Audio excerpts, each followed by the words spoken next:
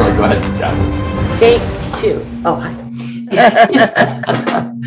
Good morning, everyone. Happy Remembrance Day and welcome to Tech Talk. Yeah, it's Thursday morning and we are lucky enough. Oh, I got to get rid of this meeting being recorded, don't I? It doesn't go away. We're lucky enough to have Victoria that's going to be talking about Bitcoin and blockchain. Yeah, I said it right away. I did it backwards the last time I mentioned it. It's okay. I think it's a blockchain more than Bitcoin. Chain block, yeah. Blockchain, yeah. But it's okay. But just before we get to that, I just wanted to do some announcements. So don't forget, today being Thursday is a full day. We not only have our Tech Talk, but then at 11 o'clock, Ivan is doing for members the back of the website so that you can get the most out of it. And then at 1 o'clock, we have the Women's Business Club. And being the first one of the month, you can invite people in. You don't have to be a member to attend. All right, you just have to know somebody. And then that puts us off until Monday, where Monday morning we have Ivan with Coffee with Ivan. And Ivan, what is this week's topic coming up? Oh, Lancaster's just going over. Can you hear it? I'm going back to the homepage of the website. Keep that out of there 1 second. I am talking about on Monday. Oh, okay. It is a continuation of what is your time worth from last week. Oh, what great. is your time worth? I realize that my time is worth $4.13 an hour.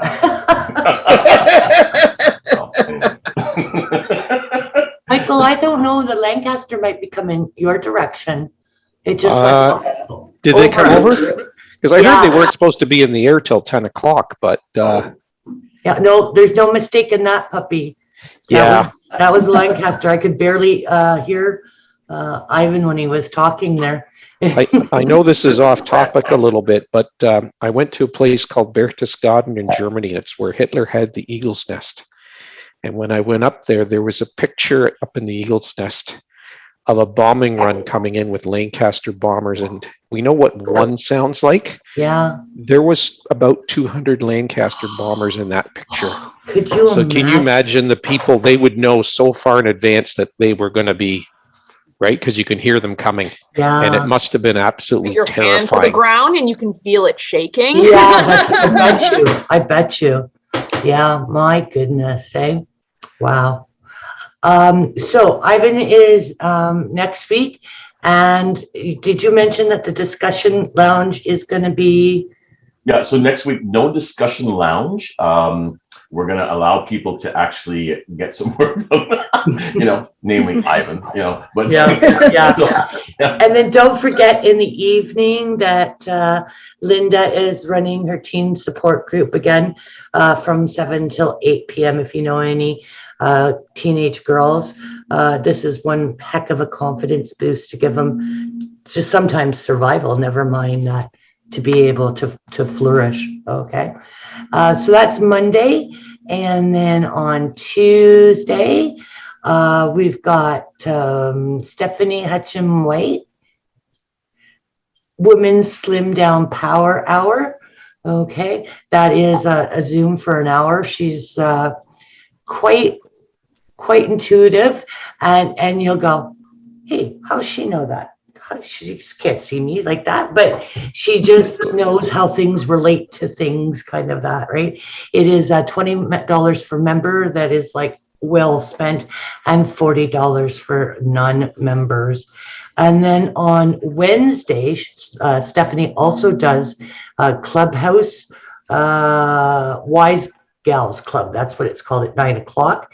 And then Yuri's on at 9:30 for that hour. And that was a great conversation yesterday on how to make those investments work for you, right? And get the bank to consider you a good collateral, I guess is the proper word, if not, right? Yeah, good, okay. All right, And so that's the next week with this great city. Don't forget to keep peeking on the calendar because we've got big stuff planned for you for the beginning of December, starting December 2nd, called the 12 Days of Christmas. I know that's not too much of a giveaway, right? But keep checking because Ivan keeps putting more stuff on the calendar. So I think Afghan's just about, Tina said the boxes are full, Ivan, okay? But keep checking that. And don't forget to mark your calendar. December 19th is our open house here at the office. Lots of neat things going on, lots of giveaways, lots of contests. So again, keep your eye on the calendar. Yeah, and Emerald Coffee Company they're providing our munchies here. So last year Canada Day was pretty good munchies that we had here, right? But we're taking it up a notch because Emerald up a lot of notches. Is one of our sponsors. It was good. Yeah. But it was Costco good. Now we're going. Good. That's right. Yeah, great professional chef making muffins. food. Yeah, professional chef making food level. Yeah, exactly. So with no further delays, I'm gonna give you our guest speaker, Victoria. Thank you, Victoria, for joining us and introducing or upgrading our knowledge. Thank you guys for giving me this opportunity. Again, it's a little bit different kind of presentation today because I really, for a long time, I couldn't understand what the blockchain technology is. And I heard a lot on the news. My friends talk about this, Bitcoin, blockchain technology, all this stuff. And I was so ashamed of myself that I don't understand what they're talking about, but I always try to fake that I understand it. So I tried to make this presentation today a little bit more explain about technology, how it's working behind the scene. And I hope maybe you'll find it valuable to understand, not just to talk about how we're using the Bitcoin and cryptocurrency, but what is actually behind the scene of all of this Bitcoin and what is Bitcoin by the end of the day. So this is what I was trying to achieve today. I hope it will be successful. I hope so. So let me try to share my screen.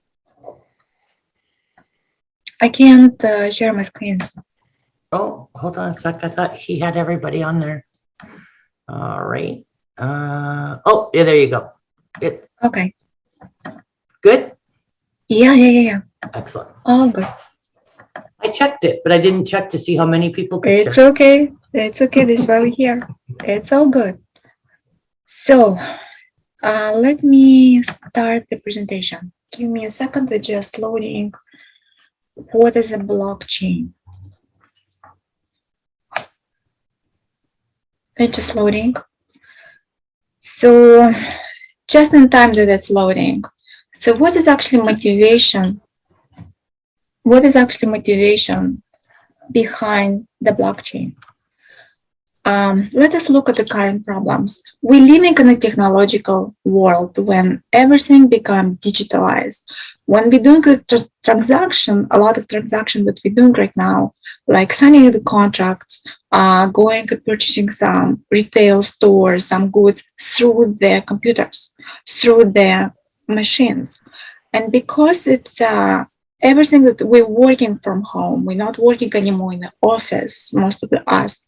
And because everything is done computerized, there's a lot of hackers going on and they're stealing the information.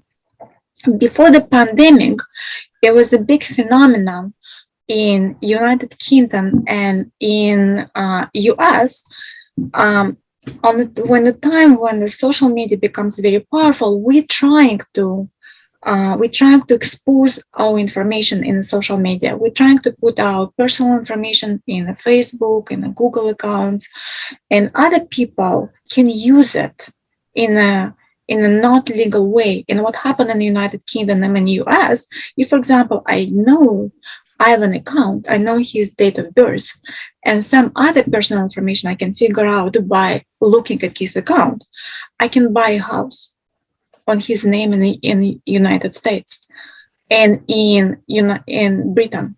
And there are actually many law cases right now that I know some of the people I know, they're going through that to actually prove that they didn't buy the house.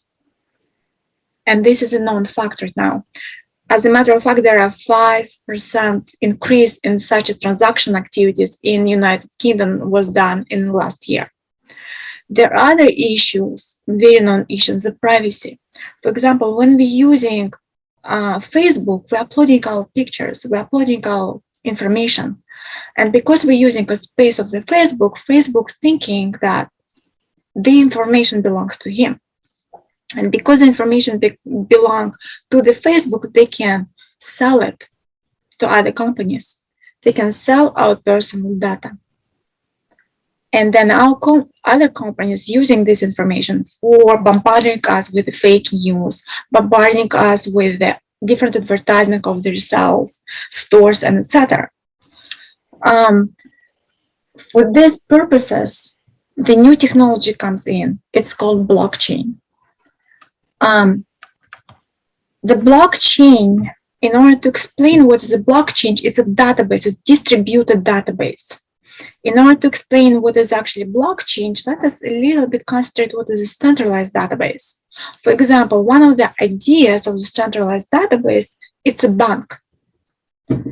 So if we go into the bank, the red boxes, it shows that there are different locations of the bank. We have a bank in Niagara Falls, we have a TD Bank in Toronto, many locations. It doesn't matter what locations we're going, the data stores in one place. They're all accessing in one serial, one location, just an idea, and they're taking information from there. The distributed databases, it's a little bit different idea. Distributed databases, red boxes, it means there is a different computers. For example, let us take example, myself, Kathryn, Ivan, and Teresa. We all having laptops, and we're all using the same information about, let us take an example of contact list. We all having the same contact list, the same database of the contact list. We all have this database stores in our laptops. So this means it's distributed. The information is distributed between myself, Kathryn, Ivan, and Teresa. Instead of saving in one place, we spread it out among the people who is using the same information. This can resolve huge amount of problem. For example, one of the biggest problem is if in a bank, and it's happened many, many times when I come to the bank, especially before the pandemic, the database down, I can't do any transaction. I can't withdraw the money, I can't look at my account, I can't do anything. With distributed databases, if my laptop going down, people, Kathryn, Ivan, and Teresa still can use the data. This is what is a big achievement of that. Also, it's faster to use it because it's on my local machine. Instead of going somewhere, it's on my local machine. And the security-wise, they're solving a problem of the hacking. So for example, because we have a centralized database, like, again, we're using a bank account. So when we want to withdraw the money, we're going to one place. It's called, I think it's called, when I need to pay bills, when I call to my bank, I'm distributing to one department. When there is about the mortgages, we're going to different departments. So there is a government in a bank who actually giving us access. They actually saying who can access our information and what notion, who has a read access, who has a write access. Those people will call admin people. Also, one of the biggest issue of the centralized databases, it's, as I mentioned before, it's when server going down or there's a hydro outage, nobody can use the data. And there is another example of huge issue. It's It's, for example, the institution who owns the data can declare the policies. So, for example, before the pandemic, when I came to the bank, I only has to present them my card information and my PIN number. Nowadays, when I go to the bank and I want to withdraw some amount of money, I also have to present an ID. So they declare the policy. They also declare their policy, what department can, what information they can see. But it's my information. I want to declare the policy. I want to be in control of my information, and I want to withdraw money at any point of time. So all of this kind of issues create a big issue. For example, when we are buying a house. So instead of just, if, for example, Kathryn has the money to buy $1 million house in Toronto, she still has to go through the bank approval. She has to still go through the insurance and municipality, show that she is actually paid all her bills, and she has to go through legal. So legal professionals has to validate that all of the transactions completed. And this creates huge amount of time consumption, additional resources that we need. They are costly because we need to pay for each different institution. We need to pay a fee in the bank.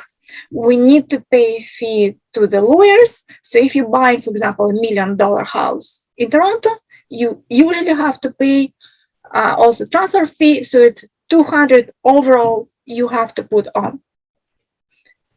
Also, there's a error to pronouns. So for example, my friend bought a house and the lawyer made a mistake with the amount of money the house cost. So he couldn't do the transaction on time. And because he couldn't do the transaction on time, the other people right now sued him for that. But it wasn't his fault. So in order to solve all of the issues, the blockchain technology comes in. The blockchain, it's a distributed database. What does it mean? So for example, I'm sorry, it can be seen here. We, myself, Kathryn, Ivan, and Teresa all has computers. And the data that we're saving about the contact list saved completely the same copy all over in my computer, in Kathryn's computer, in Ivan's computer, and Teresa. All the users of the same database of the same information has the copy of this data. So it's not in one place, but every person has it. It's identical copy. And this copy, this information is not saved in a clear text as in if you open an Excel file, you can see the record. It's encrypted. It's hard to decrypt this information. It's used a mathematical, sophisticated algorithms to add this information and to encrypt it. So, for example, let us see how the data can be modified. Let us take the same example of the contact list. So let us take myself, for example, Victoris Shtern. I have a phone number, 416-007. I like James Bond movies. So information, first of all, I save the information in my local database. Once it's saved in a local database, I push it to all the users that have the same database. For example, then I push it to Kathryn, I push it to Ivan, I push it to Teresa, and I push it to other person who has this database. Only when they accept it, the next step, Kathryn has to say, yes, I accept this data. Ivan has to say, I accept the data. And Teresa has to say, only after every user saying, yes, we accept this information, I'm saying, okay, I'm saving this. Only then the information is saved, not before. If somebody rejected, the information is not going to be pushed down. The information is going to be saved. So what does it mean? This is a blockchain. This is how the data is saved in a chain. It's actually the chain because it's connected to each other. So for example, we have add new information. The data is added. Encrypted data is added to the chain and it's pushed towards all the users I have.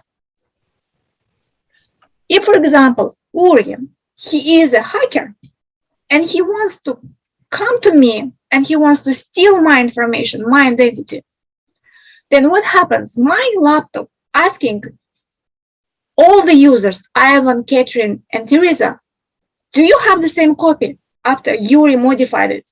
Do you have the same copy of the information? If one of them saying no, my laptop rejecting Uri actions.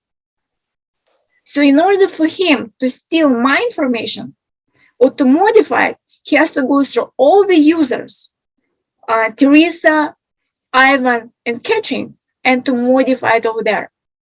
And this is practically not possible to do it because there are millions of people can use the same data. And for him to go through that, even 20 users, it's a lot of work to do. And this is why it's much more safe and secure. So once the data is validated, it will be rejected. And the hacker cannot win through this. Also, because I'm in control of the data that I have, I can give Kathryn permission, even if she has this data, like copy of my pictures on her computer, she still might not have a permission to view them because I didn't give her permission to view my data. She might have it, but she can't have permission to view it. But I can give Ivan permission to view this data, but not to Kathryn. But she will have a copy of this, my picture, but she will never be able to open it up. She can't even delete it without my permission. I have to give her the key. I have to give her the permission. Wow. This is what is a blockchain. There's many facets to it then, eh? It's redundancy. There is a redundancy. There is a privacy. So for example, do you remember, guys, we spoke about the smart cars? Smart cars are cars that actually in the United States, there is a law. Any car right now, the new car is going to the driveway, outside of the store, it has to communicate with any other cars in the road. In order to do that, they actually implemented the blockchain. They talk through the blockchain design. That nobody else, for example, I speak with Ivan, my car speaking with Ivan, he doesn't want Uri to get inside and see what we're talking about. Because I'm talking to Ivan saying, hey, Ivan, you're very close to me. Uri can actually send a notification to Ivan saying, Ivan's far away, you can speed it up. And then because of the blockchain, he cannot get through that. This is why it is safe. This is why it is secure. This is why they're using blockchain through the communications through the cars.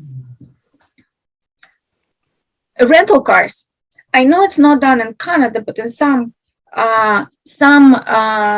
Europe countries.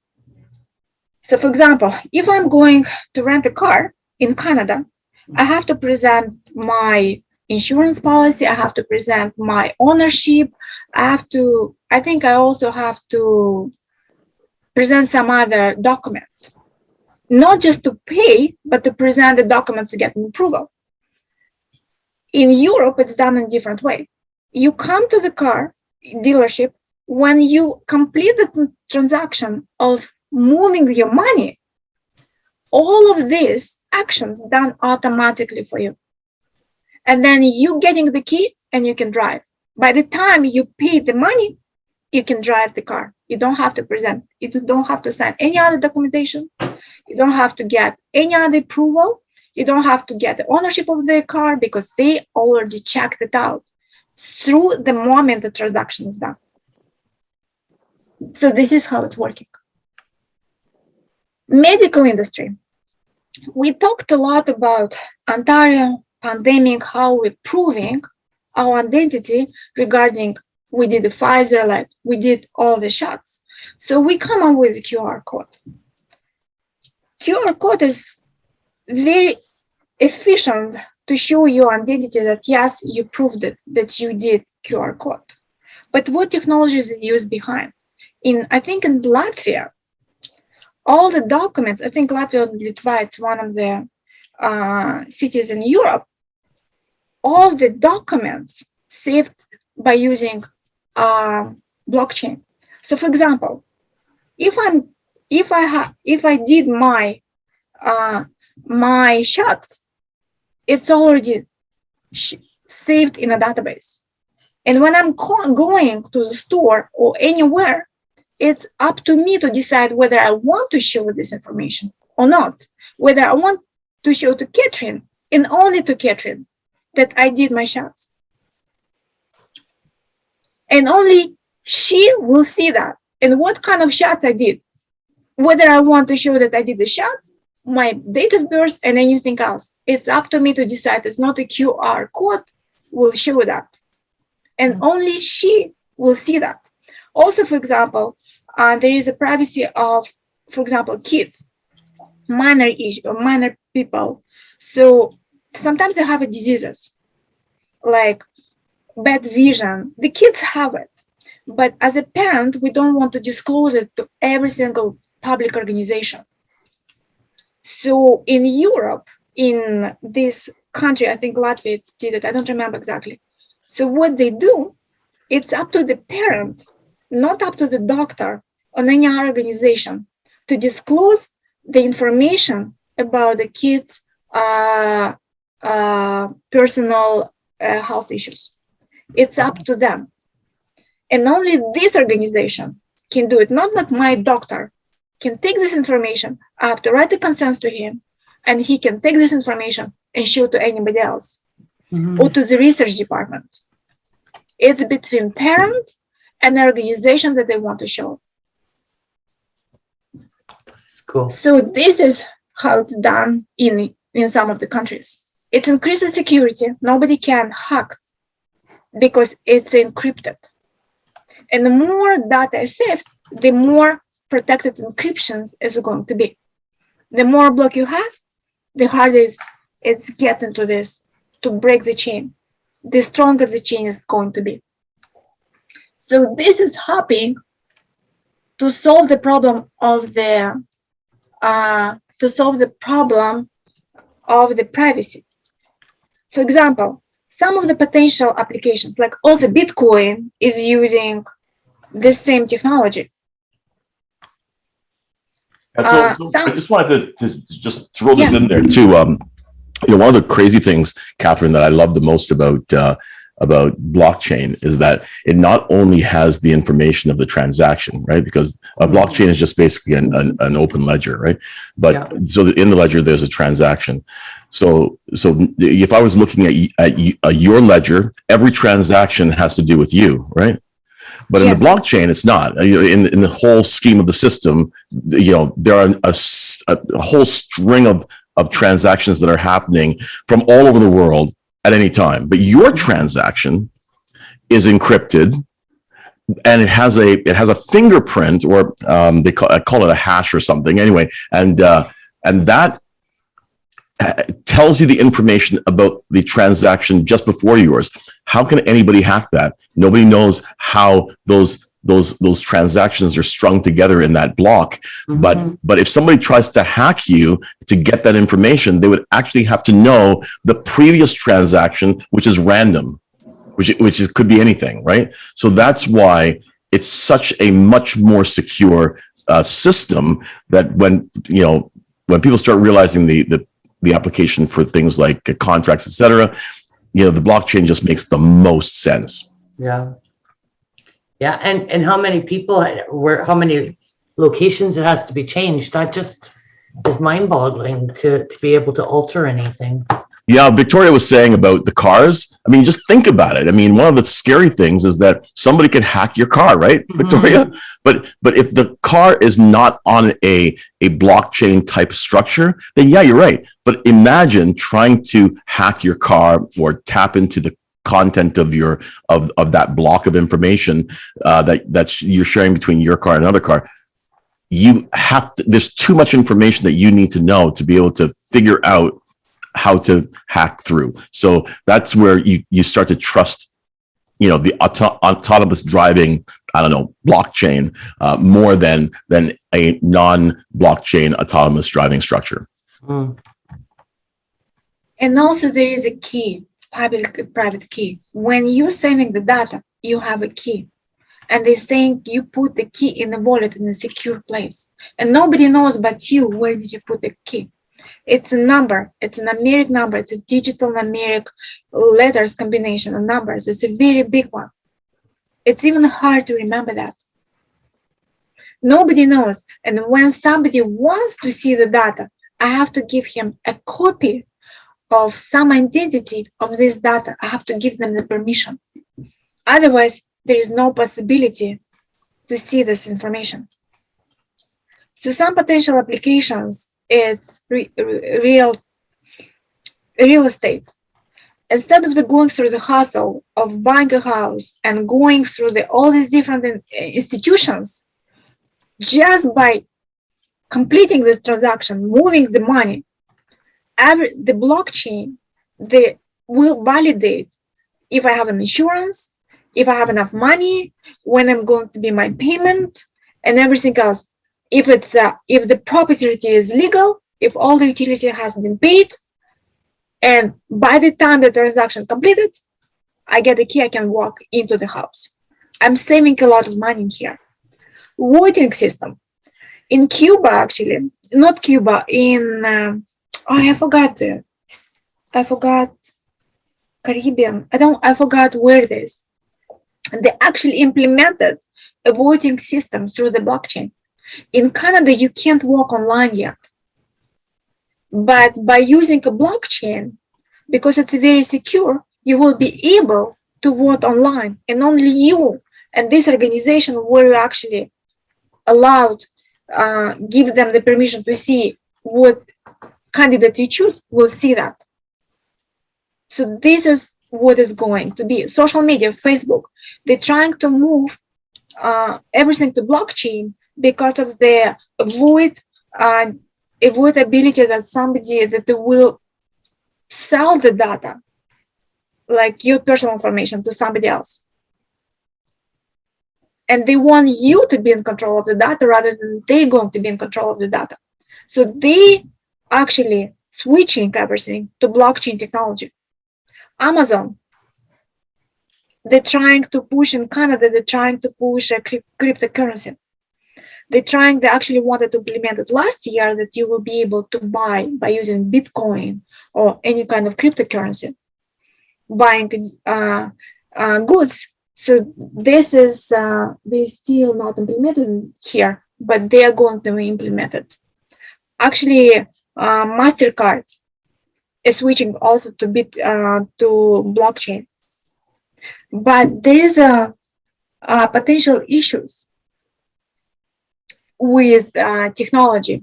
Nobody knows yet if it's going to be mass production because of the issues like it's a new stage. It's still in not a mature stage. There is still issues with this technology. Not always it's a very secure. There are cases where people broke through this blockchain. And there are cases where people still stole your information. There is also a habit, personal habit. Will I, as just a simple citizen, agree to do all my transactions through the digital money, or my contracts in a company through digital, or I'm still want to go back to the old stuff? It's also industrial adaptation. Will, for example, industry adapt to the new approach? Because if it will, then we don't need many institutions like insurance company. We don't need intervening of other departments. Like in the bank, I can just do my transaction without going to different people, and then they're going to lose a job.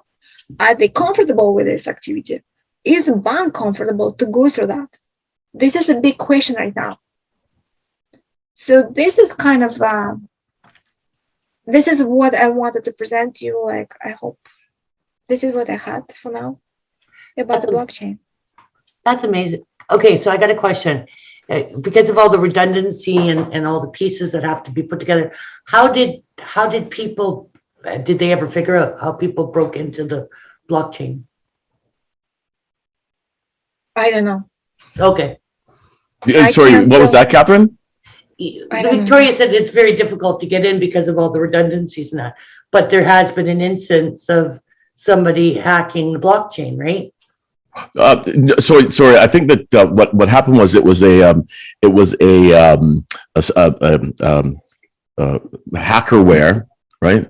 That they hacked into a secure system, and they had people pay them through blockchain, through Bitcoin, right?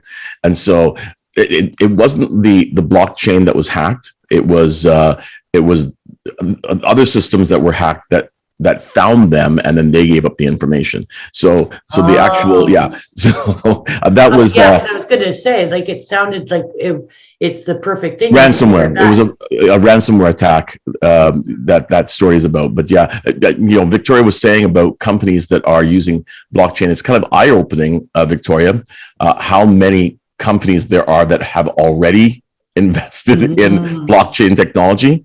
I've got on a site here was 101 50 companies using blockchain technology. HSBC, Visa, Walmart, the Food and Drug Administration, like so many different companies.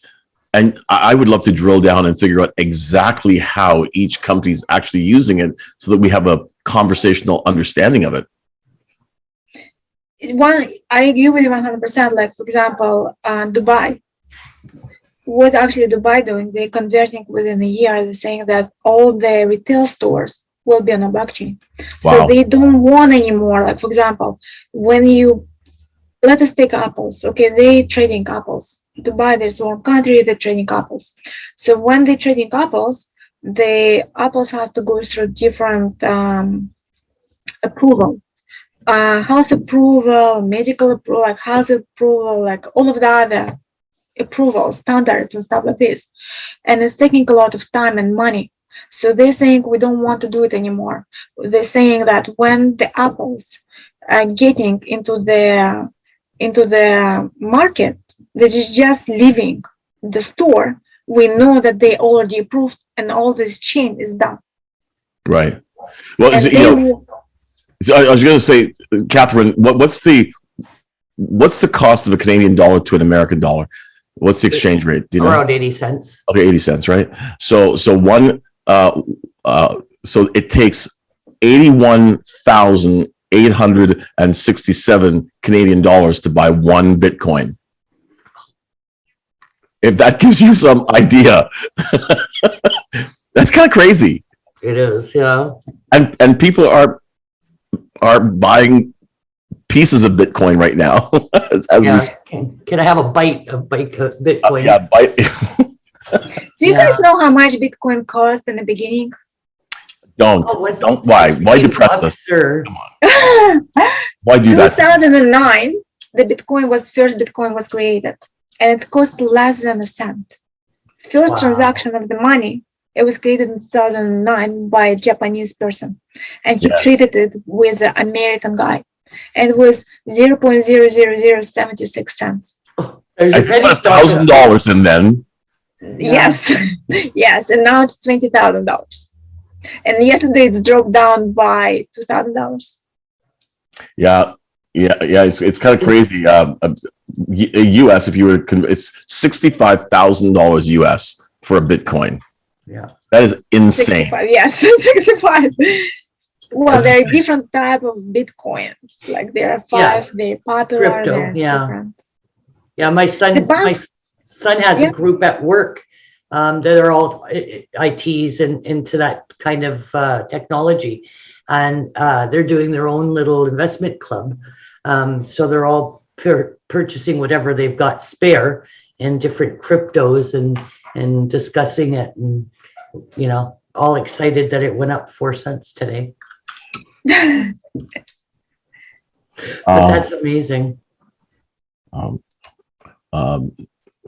What do they call? Oh, ATMs in Hamilton. Just I can't.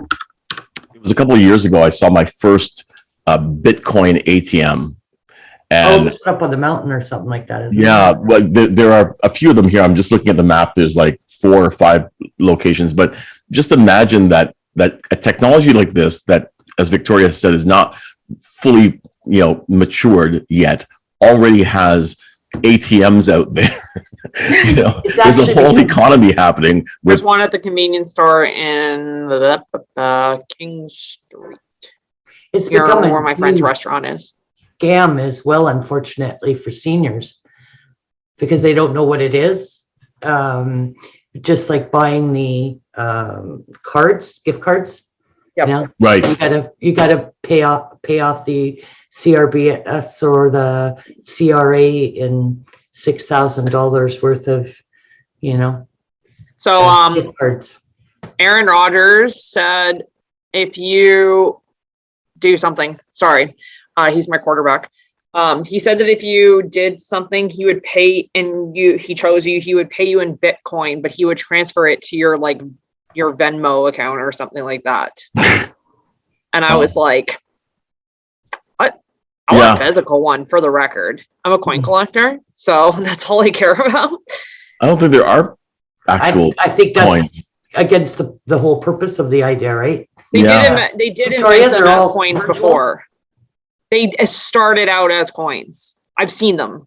There's Oh. pictures of them. I've seen pictures, but I don't know if I don't they're think- actual physical. I don't think they actually were coins. No, ever. No, I don't think so. But I don't know. You know what? We should do some research on that, right, Yeah. Victoria? I think. Yeah.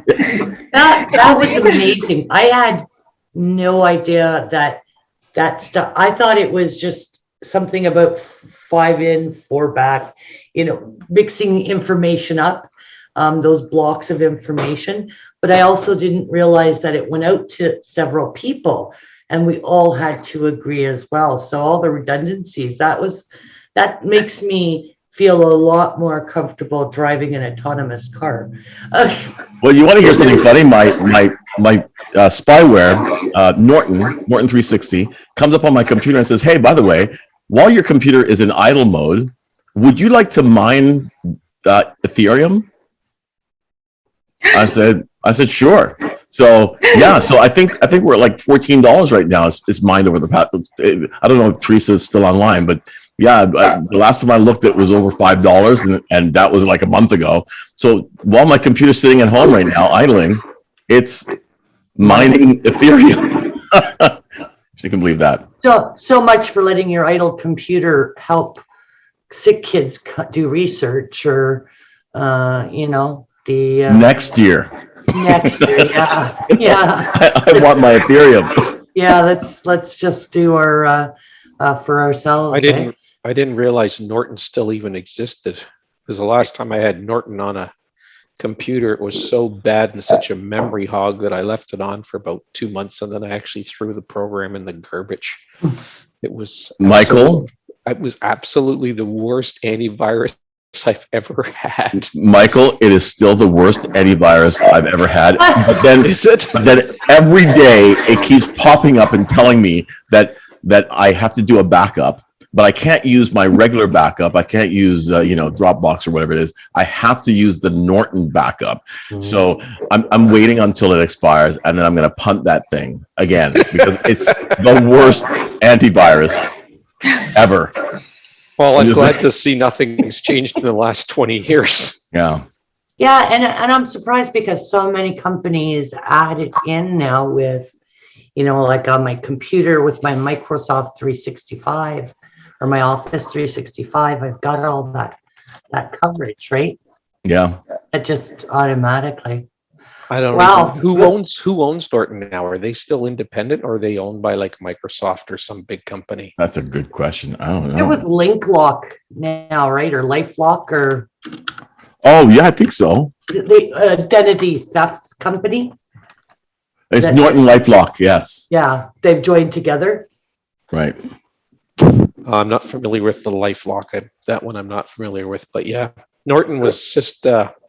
The computer I think was actually even I wonder where. it was like a 486, right? It was that long ago, and where this they thing picked ran it up. great. And then I put it on, and it seized. I couldn't run back in those days. Quattro was a big spreadsheet program, bigger than the Microsoft one. It wasn't really around, and all my programs were seizing, and I'm like, okay, I know how to fix this. I have to get rid of this Norton. And I took the Norton off and everything ran properly again. It was, when they started, they were the only really big Game in town. game. oh yeah, they were the like, oh, go get Norton. It's the best. And then I went and got it and I said, that's the best. I don't want the wonder where worst. I wonder where they misstepped on that business plan, right? What did they not see that they didn't keep progressing with the industry? Because I mean, it's a huge industry. It's not like it became a redundant industry or anything like that. I don't think they put their customers first. I think the customer experience meant nothing to them. They just want to try and figure out ways to get you to pay more money. That's it. Okay. They don't care about anything else, as far as I'm concerned. This is my humble opinion for those people that might be watching this after the taping. But yeah, they just don't care about you. Yeah, I guess because again, it's kind of like Netscape. I was watching. There was a commercial on for the 90s decade. There's a show that tells you about each decade, and you go, "Oh yeah, look at the hair there. That was just like the 80s." And I saw that commercial actually last night. It's on CH, Kathryn. And, yeah, and the you guy know, had Netscape was massive.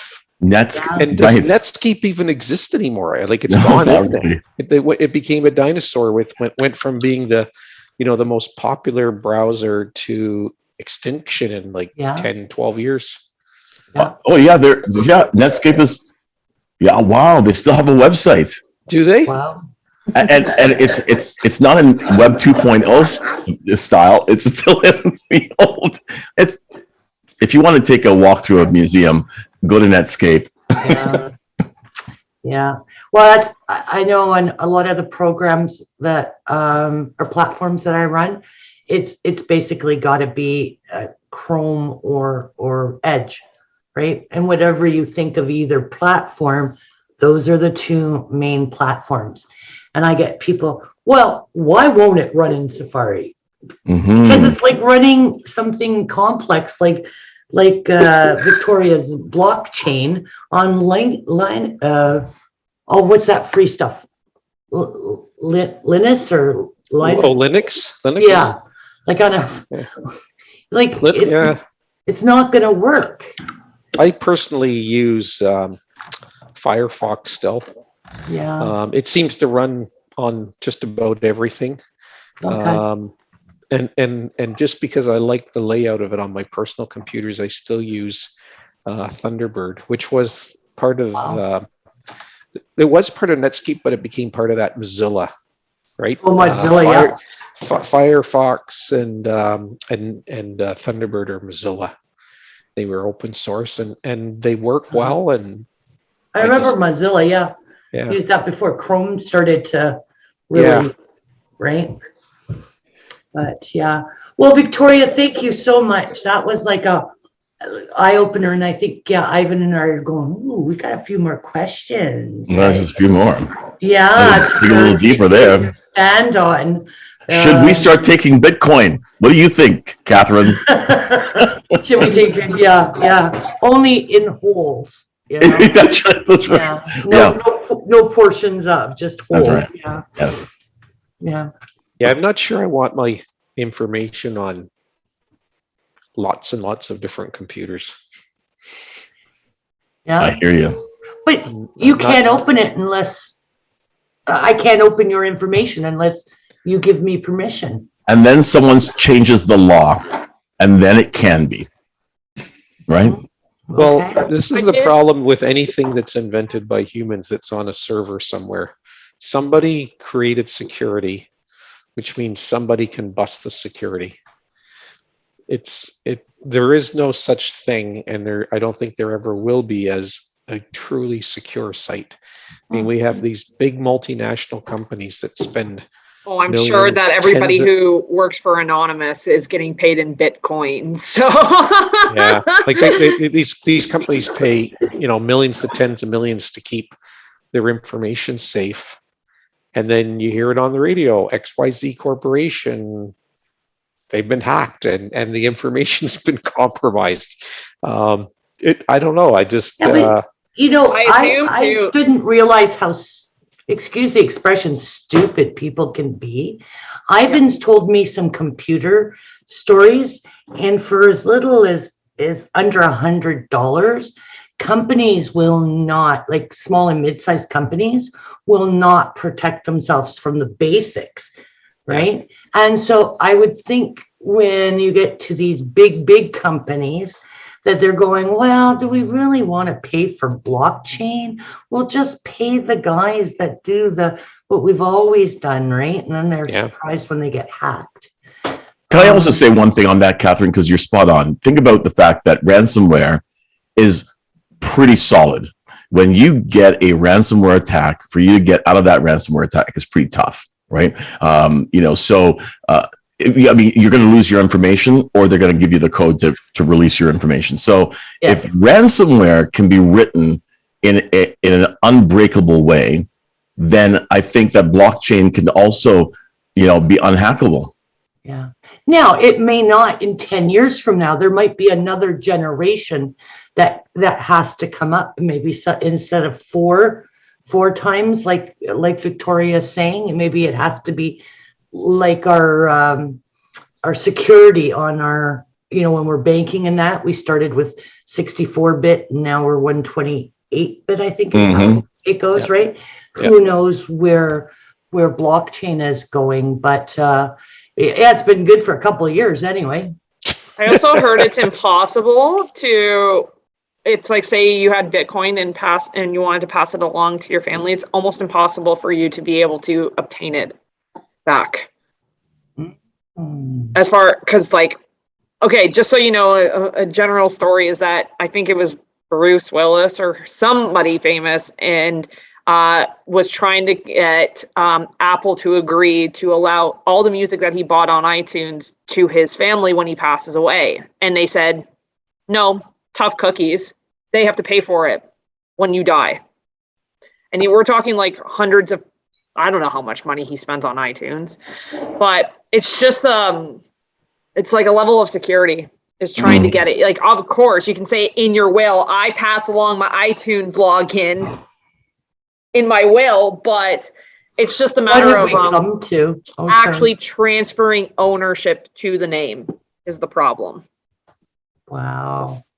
So, well, on that note, thank you again, Victoria. You certainly spurred a lot of intellectual conversation, and I can't wait to play that forward on another one of yours. We're going to make sure that we get you back soon. So again, folks, don't forget, 11 o'clock is the back end for members, 1 o'clock Women's Business Club. Monday, Ivan will be doing his coffee talk at 9:30 with no members lounge. Tuesday morning is Stephanie Hutchin-White. Hutchin-White. I said that the right way today? Yeah, good.